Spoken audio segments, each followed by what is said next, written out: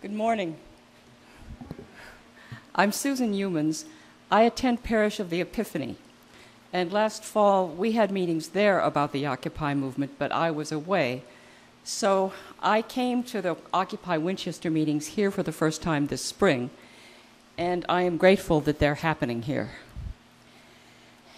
My words today are my version of what I think also happens to people who are involved in prison or anti-racism or anti-war or youth work, which is to say that experiences in my life get my attention sometimes because they remind me of things that have gotten my attention because they're important in my religious beliefs.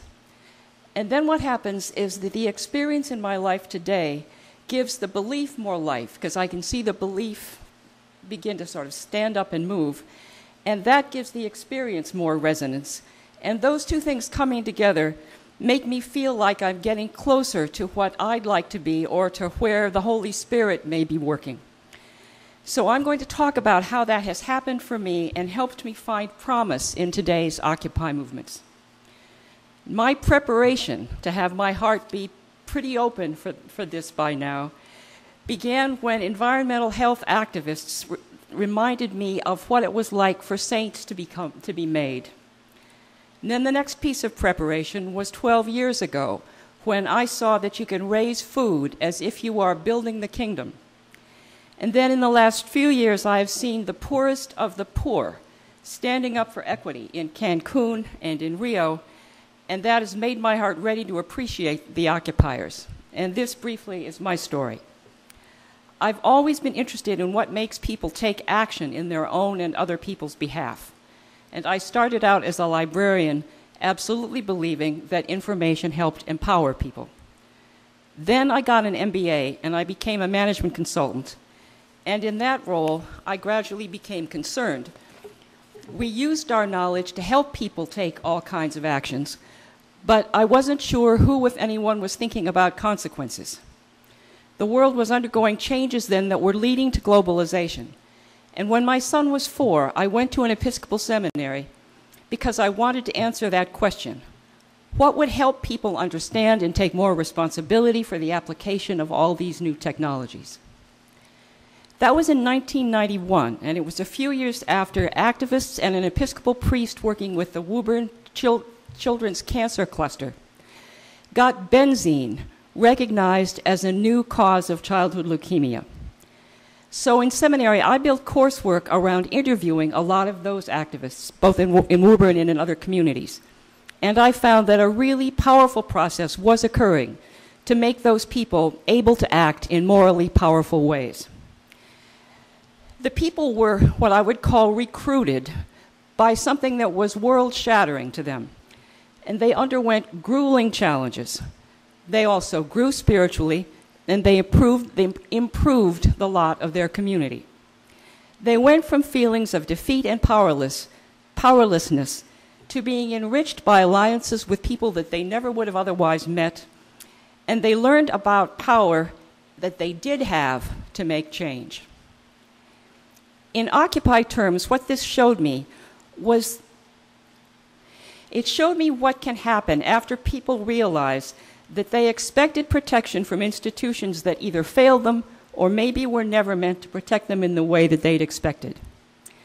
I thought of it as a particular kind of call, and also as a lesson in living outside the dominant culture. And it made me change my direction in seminary. I decided that I wanted to introduce what to me were the saints outside churches to the saints in churches. But when I went to find churches to work with, I didn't meet the people who were getting forged into saints in the environmental health struggle, because my first partners were people who wanted to increase access to healthier food and support the earth with better growing practices. And those people felt that what they were doing was profoundly life-giving. And a year or two later, I found a Presbyterian document called Food and Faith Beyond the Supermarket. And they described what I thought I was seeing. This is quoting, "Each day we recreate the world through our choices to create just and loving relationships. Each day we can take small steps toward the kingdom we yearn for.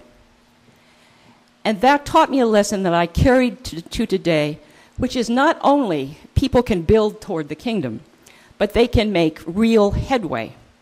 That endpoints and methods that people use defy ordinary expectations. For instance, growers and Florida farm workers in the last few years, helped by churches and other activists, have made revolutionary changes in the labor practices experienced by the Florida tomato pickers, and nobody has been a loser in those agreements and processes. And now to my last preparation for the Occupy movements, which was kind of the ultimate nudge to show up. I've helped award the Food Sovereignty Award for the Community Food Security Coalition for the last 4 years. And if you're struggling to achieve food sovereignty, what you're trying to do is enable food producers and eaters to control the land and the seeds and the water that they need for food production. It's a term that was conceived by peasants who have lost their land and subsistence fishers who have lost their fishing grounds. And these are the people probably most affected by neoliberal economic policies. They are the bottom sections of the 99% in the countries which until recently had their wealth mostly in land-based assets.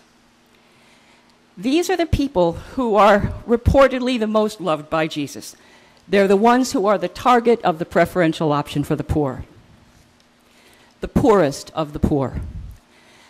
And they are models of courageous agency at home and away from home.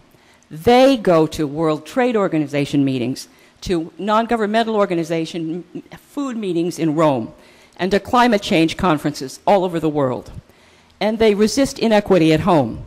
In Brazil and Honduras, they build settlements in areas where there are where large landowners hold but underutilize the land. And in Brazil, that's legal because the Brazil Constitution says land should be used for socially constructive purposes. On that land, those landless people start schools, raise food, and initiate the process of land reform, and in many cases get assassinated. So, daily life and the demands of living faith are not happening on different canvases. Thanks to these peasants, divine love for the poorest of the poor has arrived on my doorstep. The U.S. occupiers have only brought me the message in English. And because of the experiences that I've described, I have some idea what to expect when I show up. I can expect to be tempered by the process. And I can expect to see outsized but unpredictable promises fulfilled about community benefit and people winning in new ways. And I hope we all find ways to experience that.